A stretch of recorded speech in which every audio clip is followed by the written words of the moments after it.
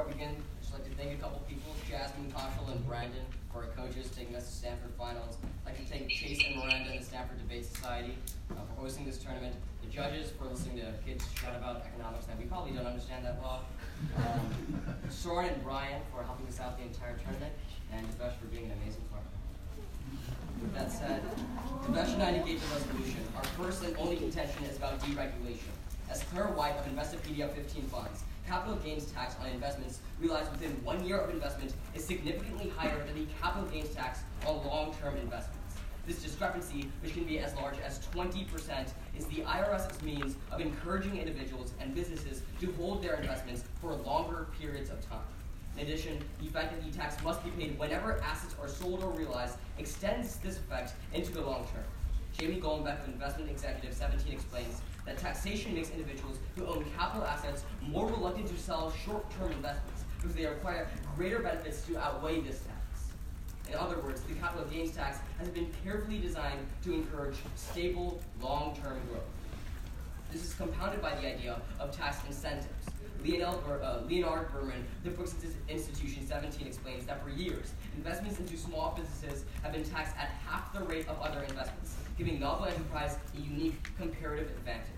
Further progress is on the horizon, as Tankersley of the New York Times 18 finds that there's a recently passed federal bill that has created opportunity zones, targeting parts of America that continue to struggle with high poverty and sluggish job and business growth.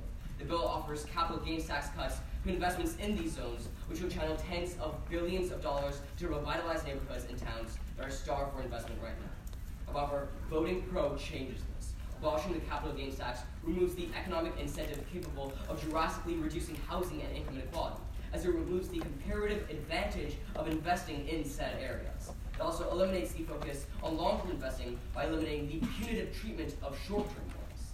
Instead, affirming shifts investments in two key ways. Subpoint A is speculation.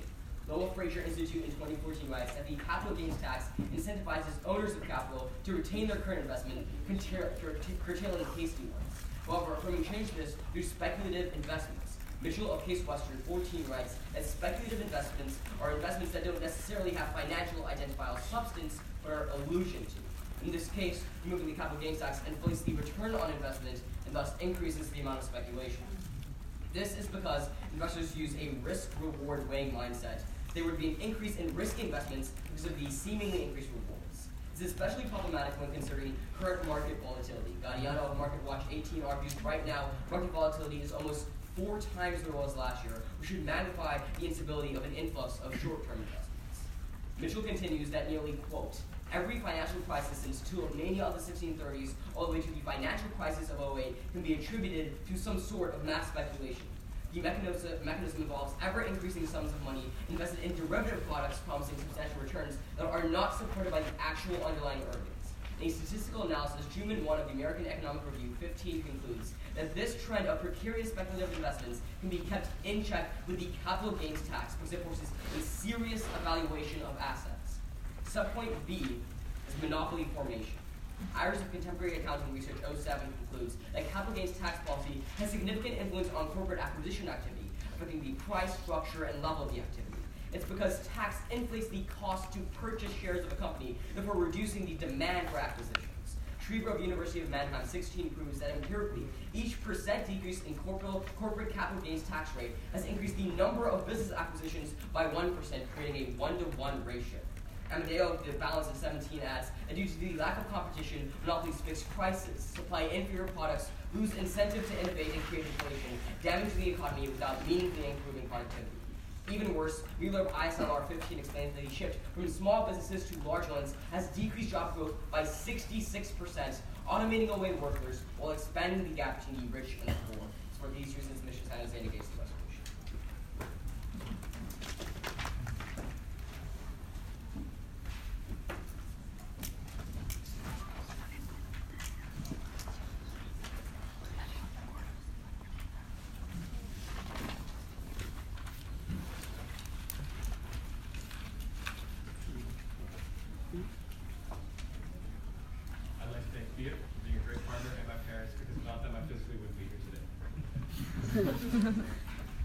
We affirm resolve the United States should abolish the capital gains tax. Contention 1 is economic growth, specifically boosting short-term economic growth by preventing lock-in. Jason Clemens, VP of the Fraser Institute in 14, explains the lock-in effect. The capital gains tax is only imposed when an investor opts to withdraw his or her investment. This creates an incentive for owners of capital to retain their current investments, even if more profitable and productive opportunities are available. Capital that is locked into suboptimal investments and not reallocated to more profitable opportunities hinders economic output. Because capital gains are only taxed when the investment is sold or realized, people are deterred from selling their investments when new investment opportunities arise, a key factor to a thriving economy. The impact is a loss of capital to startups and workers. Mark Bloomfield, president of the American Council for Capital Formation in 17, writes that high capital gains taxes have implications beyond individual investors' tax returns. Current rates created a lock-in effect. Realizations of capital gains are well below earlier years, even as stock indexes have reached new highs. Lock-in of capital gains reduces the mobility of private capital, and more importantly, its flow to the new and small and rapidly growing companies that create the most jobs. This is extremely problematic because Wheel in 08 tells you workers' wages suffer when there is less investment in the economy. Voting aft and abolishing the capital gains tax solves for the loss of this investment due to lock-in. Mitchell in 14 states that decreasing capital gains tax by just 4 percentage points would lead to a 2% increase in overall investment. Peter Kugler in 2001 examined the experience of regional governments in Switzerland that eliminated their capital gains taxes. The elimination of capital gains taxes had a positive and economically significant effect on the long-term level of real income in 7 of the 8 areas studied. The long-term level of real income raised from an increase of 1.1% to 3%. Matteo Bedard, an economist at the Montreal Economic Institute in 17, writes that preventing lock-in and abolishing the capital gains tax encourages a stimulated economy. For every 1% drop in the tax rate, capital gains realizations, and hence the flow of capital due to investment, increased by 1%. That is why Mitchell and Forbes in 2014 writes, the size of the economy would be 1 to 3% larger due to the elimination of the capital gains tax. Contention 2 is protecting the middle class. The capital gains tax disproportionately targets the middle class. David Goldman, a renowned economist, writes in 95 that the capital gains tax falls most heavily on the middle class. The wealthier an investor, the easier it is to structure investments so as to avoid capital gains taxes. Altogether, middle-class families who have investments or build small businesses must sell a large portion of their investments at the peak of their savings to pay for a large expense like retirement, a child's education, or the purchase of a home. Middle-class investors have no choice but to pay tax on their capital gains. The lawmaker of the CIBC in 17 writes that although some investors can easily avoid paying this tax by delaying the realization of capital gains, not everyone can do so that easily. He argues that groups such as low and middle income taxpayers typically have very low financial flexibility and therefore have much less discretion over when to realize capital gains, as they need the cash flow these asset sales generate. They are therefore, in a sense, much more affected by capital gains taxation than high income earners. The impact is increasing income inequality. Stephen Buston of the Washington Post in 2011 writes that there is one reason the gap between the wealthy and the rest of the country is widening dramatically. There is no strong economic rationale for the huge gap that exists now between the rate for wages and the rate for capital gains. The capital gains tax rate disproportionately benefits the ultra-wealthy. Anyone making more than $34,500 a year in wages and salaries is taxed at a much higher rate than even a billionaire is taxed on untold millions in capital gains wealth. Diana Roth of the Manhattan Institute in 15 writes that the middle class is even further harmed by high capital gains tax rates because capital is more likely to go offshore. Higher rates have negative effects on the U.S. economy, reducing investment and driving it overseas. Goldman of the Manhattan Institute in 95 writes that studies that purport to show that most capital gains taxes are paid by wealthy individuals reflect a fundamental error. They treat individuals as high income just because of a one-time increase in earnings the year that they realize capital gains. The individuals probably earn over $100,000 in the year in question, but their normal incomes put them well into the middle class. Finally, the capital gains tax falls overwhelmingly on the middle class because the upward trending middle class is the key to economic growth.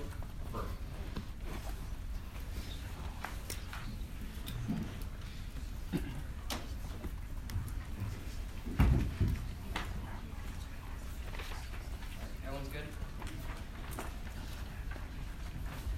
So in Switzerland, when they created these cantons that had a lower or abolished capital gains tax, right? Does the study take into account the outside effects on the rest of Switzerland? So you seem to know, why don't you tell me? They do, right? So my point is that doesn't your Switzerland example concede our case? Because while creating the incentive in those cantons worked by lowering the tax compared to the rest of Switzerland, it also proves that the lock-in in the rest of Switzerland was able to help Switzerland's economy long term. Wait. So what you're saying, what we're saying is that when Switzerland, when the capital gains tax was reduced, lock-in went down and investment grew. Yeah. So my point is that in those cantons, right, when I created a tax incentive to invest more in there and lock and reduce specifically in those sectors, it was very good because I was investing in these areas that need help. But the lock-in in the other cities was key to sustaining their growth. So you're going to link this into wouldn't have been able opportunity to. zones and all that, right? I see where you're going with this. But the problem with that is the real thing that we need to worry about is economic growth as a whole, right? Because Pia's going to come up here and read an overview that tells you that the most important is all economic growth, because Ferrara tells you to remove people from inequality and stop poverty, we need to first grow economic growth as a whole. To grow economic growth as a whole, we can't invest in certain areas. We need to lift up the economy at the point where Cooler tells you removing the capital gains tax increases the economic investment by 3%. So is directly helping millions of people come out of poverty through opportunity zones not increasing the economy? So first of all, I'll respond to opportunity zones real quick, right? So did Clinton's enterprise zones, which are effectively the same thing, did those work? What was your question? I didn't hear. In 1978, Clinton started enterprise zones, right? Did those work? No, those are really bad. Yeah, so why would opportunity zones be different? Because right now what's happening is opportunity zones, the way it's going to work is an investor funds into a government fund. And the government fund then chooses specific places and social programs that need the help. Under the Clinton administration, it was private investments just flowing into capital. So the difference, one more sentence, right? The difference between the pro and con rules is that a con rule has government regulation, making sure the money goes to the right places. But a pro rule just has rich people gentrifying opportunity zones and creating those negative impacts. And I have a question now. No, you just asked the question. I haven't asked you a question. I just answered your question. All right, let me ask a question about you talked about monopolies, right? Yeah. So is it easier for a large company to pay the capital gains tax or small mom and pop shops to pay capital gains tax? Is it easier to how is it easier for someone to pay a tax? Does the capital gains tax have more of an effect on a large company who's trying to merge or a small company who's trying to merge? I don't understand your question. What effect? Like who is more able to pay the tax so that they're able to merge? Like who does the tax have less of an effect on? All right. When I acquire a company, I'm acquiring their stock value. Yeah. And there's a tax attached to that stock value. So the point that I'm trying to make here is that when big companies merge, they're able to pay the capital gains tax, and the tax doesn't really affect them. When small companies merge, middle class citizens are affected more by the capital gains tax. So for example, when they're trying to retire, I don't care about big people. When they're trying to retire or sell their businesses, it's hard for these middle class citizens to sell their businesses. I have no idea how this responds to my argument. I'm arguing big to small acquisitions, not big to big or small to small. We'll use a couple of seconds. I'll let you know.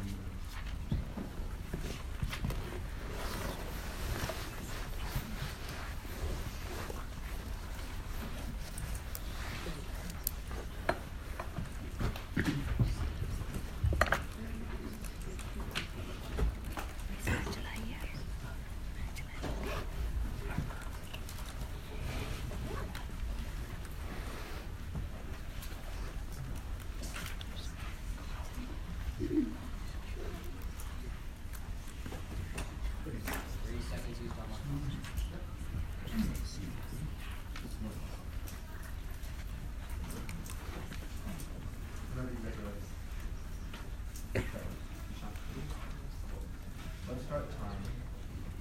Beginning with an overview, my opponents basically demonize the lock-in effect and say that if I'm going to keep capital in for a long time, it's not going to productive uses. They fly in the face of basic economics. What Nobel Prize-winning economist Henry Markowitz theorized in 1955 was that modern portfolio theory states that if I'm an investor and I'm going to lock away money for 10 years or a long period of time, then I certainly am going to diversify my investment. The reason is that when money goes in for a long period of time, one sector could fail. So therefore, I'm going to put it in a lot of sectors, so even if one fails, I still get a direct benefit and I still get compound gain. Why is that diversification incredibly important in this round? What Rodney Roundtree of the International Monetary Fund explains in 2015 is that these diversified, locked-in investments are the only thing that promotes stability in an economy. If my economy goes into recession tomorrow, a lot of investors are going to jump ship. But the $2 trillion that are currently locked into these diversified portfolios remains. And that $2 trillion becomes the basis for capital to be reinvested and for us to bounce out of that recession. That's really important because not only do we show you from the one analysis that speculation increases the frequency of recessions, but we see that the severity increases exponentially when you kill the lock-in effect. This is especially important for the poor and middle class. What Stigler of the Brookings Institution finds in 2017 is that the 2008 recession hit the poor and middle class the hardest because investment capital did not go there for the recovery. It all went to the rich and middle class. These people are still recovering right now. If you want stability, they can't be battling poverty and structural unemployment every turn of the way. Go to their first contention about economic growth.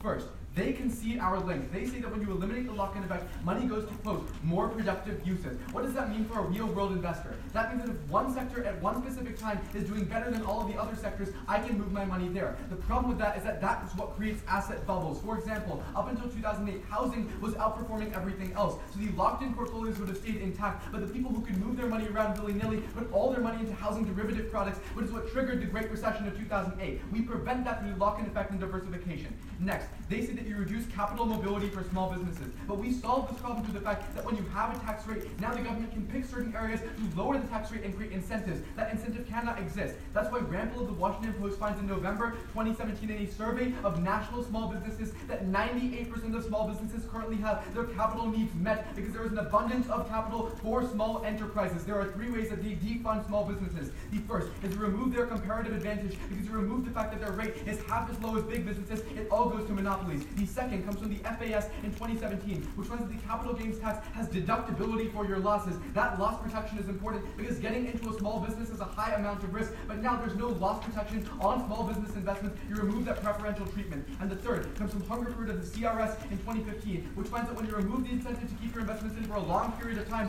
one bump in the road for a startup means I pull my money out and the startup crashes. That means startups cannot have investors see them through and stand with them when they're going through tough times. At that point, go to their impact evidence. They just show you a lot of increases in investment. They don't show that investment creates inclusive growth. But the FAS in 17 finds that when controlling for all other factors, reductions in the capital gains tax rate in the United States had no effect on wages, productivity, or growth statistically. However, they had a statistically significant effect on the distribution of wealth towards the rich, meaning that the increases in growth they talk about are basically just taking the amount of money rich people are making in their assets and multiplying it out by growth. That's not real growth. That's why the CNN finds in 2015 that when we cut the capital gains tax rate in 2003, it led to a 6% reduction in wages for the bottom 20%, but increased wages for the top by 75%. Their examples of Switzerland are bad because they only target specific areas, which is our advocacy. Their contention too about the middle class. The first problem is that even though the middle class can dodge these taxes better, two things. Number one, the rich do most of the investing, so it still mostly goes to them. But number two is that by cutting the rate to zero, the rich can do even more of this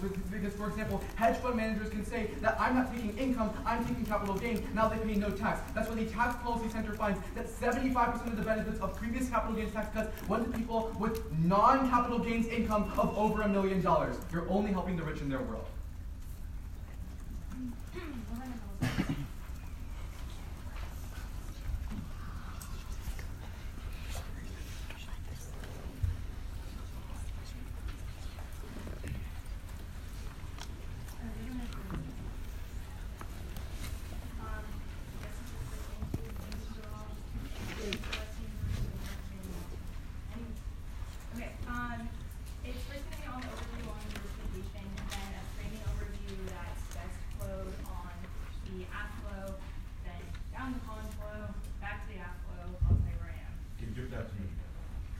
No, seriously. It's going to be the overview on diversification that he brings up in rebuttal. And then it's going to be an additional framing overview on the top of the AFFLO. Then it's going to go down the conflow and then back to the AFFLO. So for like front line this time. Is everyone ready? Start on the overview about diversification. The problem is that lock-in stalls. We tell you if we have the ability to free up more capital because you don't have to pay taxes on selling your investment, you're more likely to invest in a multitude of economic sectors. That just makes simple sense. If you're more likely to invest in investments as a whole, you see riskier like startup sectors, that's when we're going to see diversification of stock portfolio. That means we can be thinking better. But now, on a framing overview, note that economic growth is going to be a priority in today's debate. Daniel Lexington's growth virtually tells you that abolishing the capital gains tax results in a direct 1 to 3% increase in the size of the economy because of an increase in the flow of capital. This is really important because Peter Forbes in 2012 tells you that sustained economic growth is the ultimate solution to poverty. Poverty and income inequality is going to be a very big voter in today's debate. Each time you feel it to better rate on the app by increasing economic growth as a whole. So then on to the first contention about deregulation. A couple of things. First, on the link level, it's just not true. They try to tell you that the government's going to incentivize investment in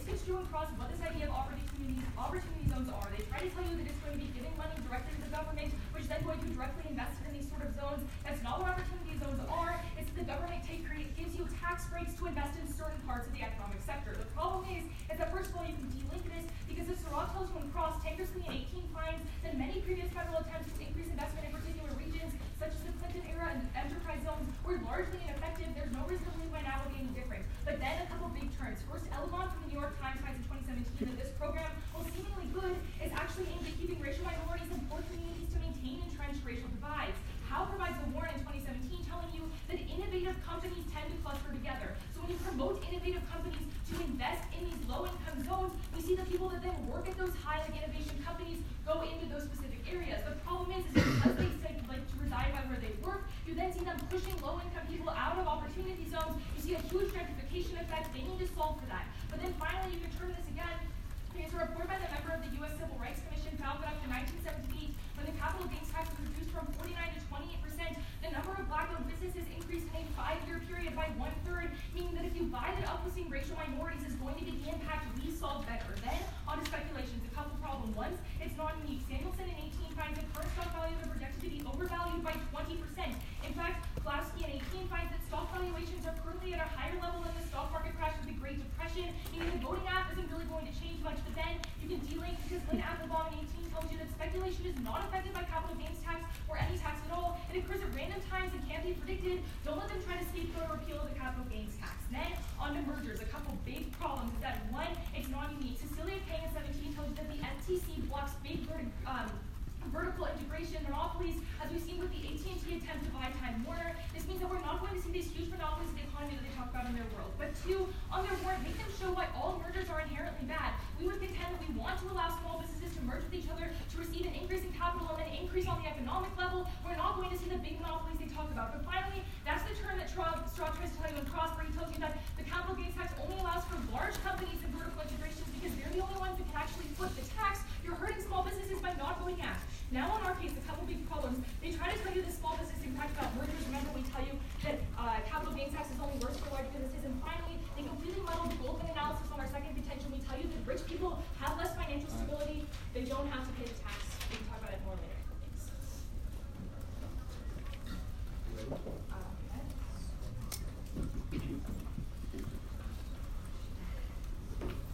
Let's start really quickly. In a merger or acquisition, who pays the tax, the buyer or the seller? The seller, right? The small business that's being bought out. They pay the tax because they own their own shares, and when a big company acquires their shares, they're essentially taking a profit because the big company is acquiring it for a higher value. Correct. So the seller does it, and therefore the seller inflates the price of buying it. No. Right? Why? The seller wants to make a certain amount of money, so if they're being taxed, they're going to pass that tax on to the buyer. No, we would contend that if anything, the only time that we're going to see these sort of mergers happen are because big companies can foot that tax. Big companies buying other big companies. What? The tax is only on a share of profit. So like anybody can foot it because it's a share of profit. It presumes profit happens. But the problem is your idea about footing it isn't the same as the idea of what you're making on investment. Our argument isn't about your ability to foot the tax bill. Anybody can foot the actual tax bill. It's about how you raise the price of mergers and acquisitions. Yeah. So even if you buy that this turn analysis isn't true and we're still going to see smaller businesses being able to acquire other small businesses, the problem is that they're being hurt more than the large businesses because they're still going to have to foot the bill, and the fact of the matter is they simply have less revenue. Okay, we're saying the natural end of our argument is big businesses consolidate. Maybe a couple of small ones merge right now and they become bigger, but there are larger ones that have more market power and they acquire them. The only deterrent to that is the lock-in effect. Because if I'm a small business, now I lock into myself. I say I'm going to hold on to my shares because I think I can grow instead of selling my company. So there's a couple things wrong with that, but first let's talk to this idea of big monopolies for me, right? Is there sort of checkbacks against that in this tax bill? They're horrible. The FTC is horrible at regulating monopolies. We can read you evidence that says that the FTC has historically not been effective at enforcing antitrust laws, which is why monopolization was so high in the last 15 years. Follow-up question, have there been recent huge vertical integration monopolies happening? Yes. With the capital gains tax in place? Yes. So essentially in either world, it's not unique. That's like saying, is there poverty now? Yes. Does it get worse? Yes. Okay, and if you we vote want next. to talk about solving Can I have a question now? Okay, you read all of these terms about gentrification and rich people pushing poor people out in these zones, right? Yes. That's about the Enterprise Zones project, correct? The No, one that, it's more.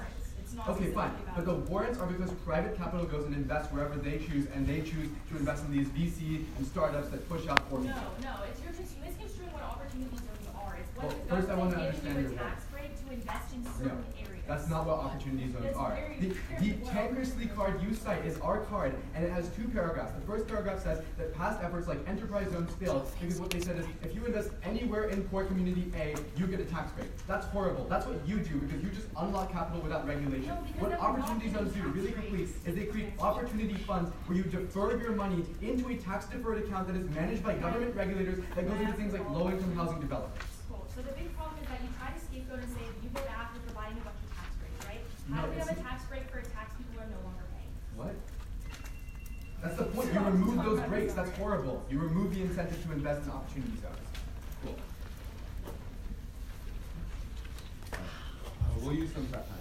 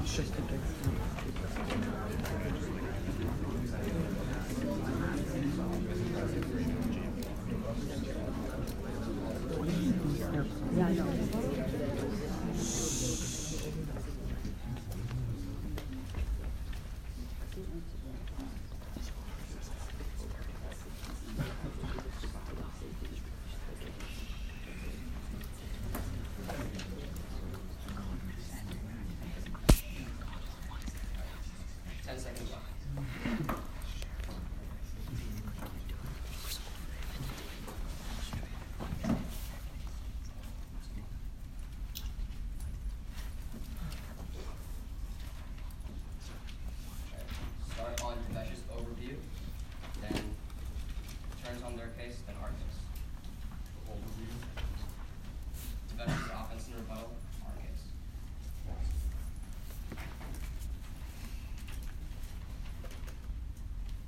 Alright. The overview is independent offense to go for the negation. She just says more money means more diversification and uses her framing overview to go along with this. There are 3 fundamental problems. The first is that in a co-world there is no incentive to diversify in the first place. They concede in first clause that everyone wants to go towards larger business sectors. That means if it's 0% tax everywhere, there's no incentive to go in these more risky incentives. But second, what's really important is the one analysis that we say in case, which tells you that it goes towards bubbles. Their whole first contention is predicated on the argument that if there is a more productive sector, everyone will shift their investment there. And that's what creates the bubbles. They can see the link to speculation in their case. We tell you that when that happens in a pro-world, all the money floods into, let's say, the housing market like the 08 crisis, and that causes this burst of bubbles, and that causes what Stringler says most directly impacts the forward. This is the cleanest link into income inequality and the biggest impact in today's debate. But more specifically, some terms that the Devesh reads. The first comes from the FAS, which tells you that when you control for all factors, if you lift the capital gains tax, it does not affect the actual growth of the economy. But their framing overview is directly responsive. It says it redistributes the velocity of money, which is what they talk about, to the upper stratifications of wealth inside the economy, because now they can spend it more often. The lock-in effect from the overview from the IMF is really critical here because it tells you that if we ever face a recession, which is inevitable, we have $2 trillion to help us boot out of this. The FAS card concludes you wouldn't have these $2 trillion to help boot us out of a recession in any pro-world, which is again unique independent office. But then quickly extend the defense that 75% of whole corporations actually, of wealthy people actually receive benefits from belonging to capital gains tax. On our case, a couple of things. First, on options, it's wrong. What they say is wrong. It's government-regulated call for the bookings card. We tell you that this would enable to help solve justification, which is their turn. On recessions, a couple of things. We agree bubbles are inevitable in either one. Our point is that they get worse. Our whole point is the same argument like the overview, but on monopolies, this is where you're voting. She just says it stops vertical integration. One, that's big to big acquisitions. Our point is that big companies acquire small companies, and that's really bad because it stops innovation and it stops jobs, cutting 2/3 of job growth. But also the FTC is horrible, and small acquisition is again not our argument. Our argument is that 2/3 of job growth gets lost when the 1-to-1 ratio increases. With these reasons, I urge a negative ballot. Thank you. You see that Brookings card? It was the Government opportunity five. And Yep. And start with that one. Yep.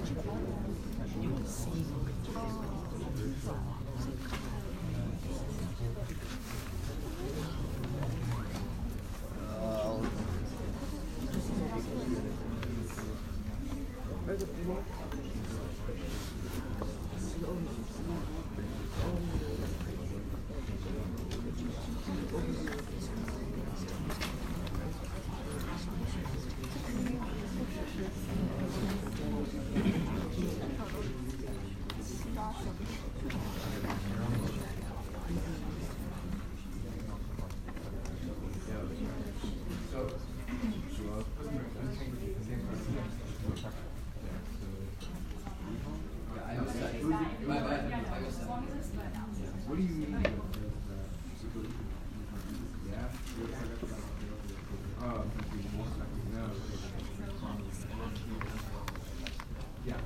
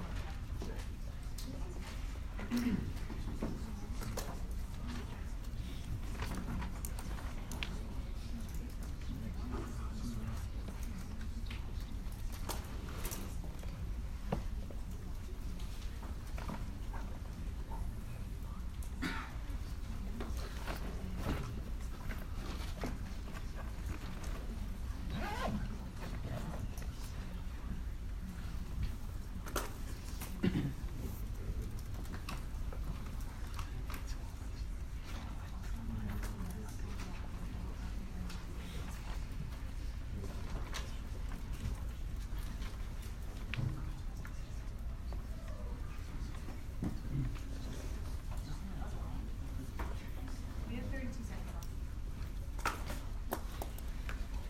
It's going to be their overview and our overview together, and then turns on their case, and that's our case. On their overview, he tells you that by removing the lock-in effect, we increase diversification. All he tells you is that there's no incentive to increase diversification. The problem here is that Mitchell tells you when we decrease the capital gains tax by 4%, investment goes up by 2% in all sectors. That itself is a place to vote affirmative. But second, he talked about bubbles, but they don't respond to the Applebaum analysis that Peel brings up in rebuttal that tells you speculation is random and is not affected by the capital gains tax rates at all. But now back to our overview. Remember that we solve for poverty and income inequality best because economic growth is the most important impact. We increase economic growth by 1 to 3%. By doing this, we link it to Ferrara, who tells you that economic growth is a prerequisite to solving for income inequality and poverty. But now on deregulation in small businesses, right? PIA tells you that we're less likely to invest in small businesses if there is a capital gains tax because of the Moore turn. Moore 95 tells you that the bulk of small business investors are people who are individuals and feel the blunt of the capital gains tax rates. If we abolish the capital gains tax, they invest more into small businesses, everybody benefits. But now on this idea of opportunity zones, call for their tankersley card. It says that opportunity zones are tax breaks. They are not. You're not giving money to the government. You get a tax break on capital gains. Once that happens, we link it to our elegant and half card, which talk about racial divides and gentrification. They don't respond to this sufficiently. But finally, the biggest piece of evidence of opportunity zones that they don't respond to is the Civil Rights Commission card that tells you once And 1978, after capital gains tax rates were cut, in the 5 years after that, black businesses grew by 1/3. In this region, we have more solvency. You're voting app right there. But now we're going to talk about monopolies, right? They have to pick an advocacy. They talk about big and small businesses and big businesses. Realize that in summary, Sean picks advocacy for big and small businesses. They can't access their impacts because they're all their impacts about monopolization. Talk about mergers between big and big businesses. If they access the advocacy for big and small businesses, the impacts just aren't there. And furthermore, we show you that small businesses are the ones that aren't able to pay these tax rates. But now back to our flow. 2 clear reasons why you're going to vote for us. The first is the lock-in effect, right? They tell you that if you remove the lock-in effect, you remove the incentive and opportunity zones. We link it to this better because of Mitchell, who tells you the 1 to 3% investment growth and 2% investment growth for 4% loss of capital gain. But finally, the biggest reason you're going to vote is middle class. Their only response is this 75% card. But remember that happened when the capital gains tax rate was cut, when there's still a lock-in effect, not abolished. And finally, the middle class, they don't adhere sufficiently the fact that middle class citizens are not as financially flexible as upper class citizens, which is why they can't choose when to realize their assets.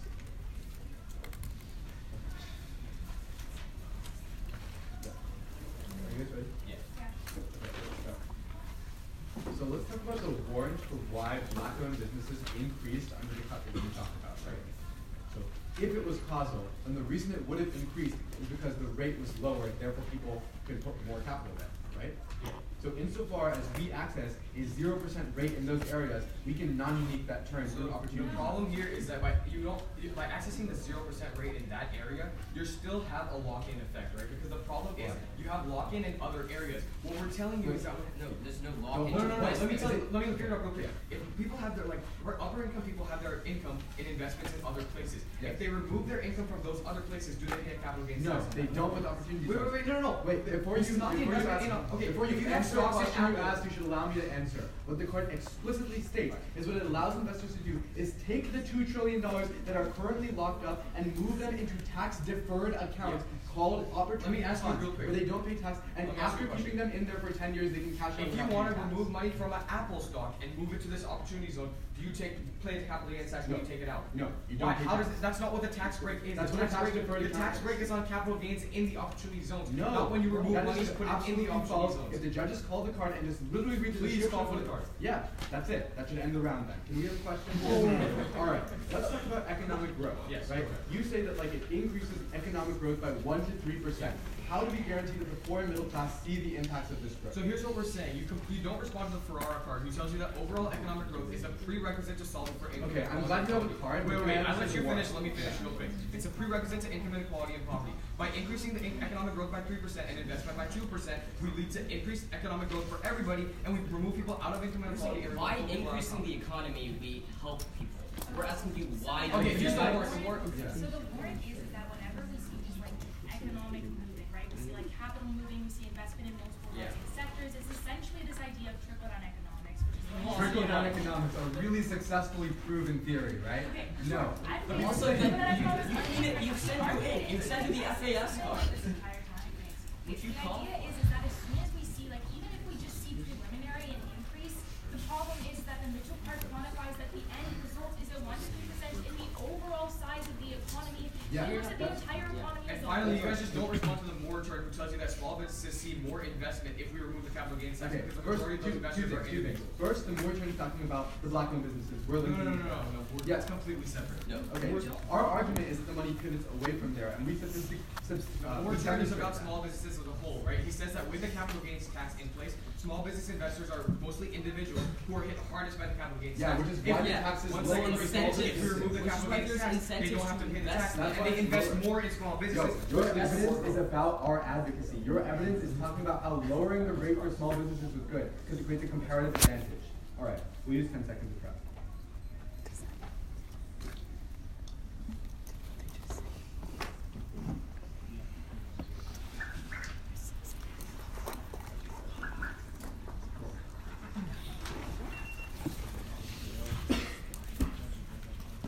Are you guys ready? All three judges. All right, let's start. before I get into the actual arguments, I think all of the judges should recognize that there's a lot of conflicting evidence, but what really matters in debate is the warrant. Look to the logic first, and this is where we're really going to win. On diversification, they just say that more money means more diversification, that if the economy grows by 3%, it's 3% everywhere. No, we say that the most productive investment at any given time is not going to be broad-based diversification. It's going to be the sector that's doing the best. When you unlock, meaning you don't have to lock in to housing, for example, investors say, I can just dump all my money in housing or Bitcoin because I can always pull it out. That's the problem. That's what creates the bubble. But second, we also see that when you invest long-term, if you're going in for 10 years, you're not going to put it all in housing because you know there's a risk that in 10 years, there's going to be a contraction. So you diversify. That's modern portfolio theory. You don't need us to say, you need Henry Markowitz. We say from when, that when you have a capital gains tax, statistically, it reduces the frequency and severity of bubbles. And the reason is that once the bubble bursts, if all of that $2 trillion gets pulled out, the economy drops into free fall. This, according to the Brookings analysis, hits the poor and middle class the hardest. That means that the communities that they try to solve for will not benefit from sustained growth. The 38% doesn't mean anything if they go into a recession tomorrow. Two places you can vote for us on top of that. The first of which is opportunity zones. All of their turns flow to our side. They say that reductions in the rate for certain areas like small businesses or poor communities are good. We say that the reason they work right now through opportunity zones is you defer money that is currently locked in into a fund that is government controlled. You can call the card. That is the structure of the opportunity zones project. You don't pay tax if you defer in on the assets you currently have. That's really good because when the government manages it, it allows for efficient allocation into areas that actually need it. Their turns about why private capital creates gentrification and hurts poor people flow to our side because when you unlock it without any need for government motivation, they'll just invest it into gentrifying neighborhoods and raising rent. Second, on monopolies, all they extend is that, well, if they take small businesses, it's good, but any reduction in competition is still bad because it decreases the incentive to innovate and allows for things like automation and technology, which we say reduces job growth by 2/3. You can clean extend the FAS, which says that there is no statistical change in the growth rate or productivity from decreases in the tax rate. The only thing that changes is the distribution of wealth, so their numbers are predicated on an increase in investment returns, but that doesn't mean anything for the poor and middle class. Thanks and vote common.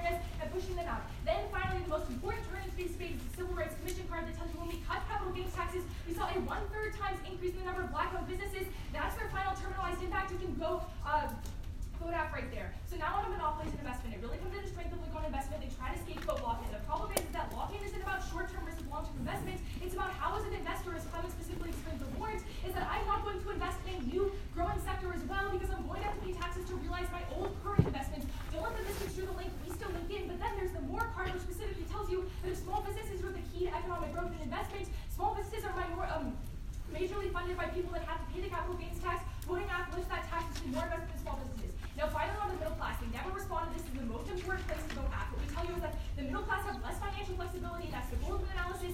They never have to realize, they have to realize that capital gains more than high income people do. They have to give the tax more and worsen income inequality in the neighborhood. Thank you.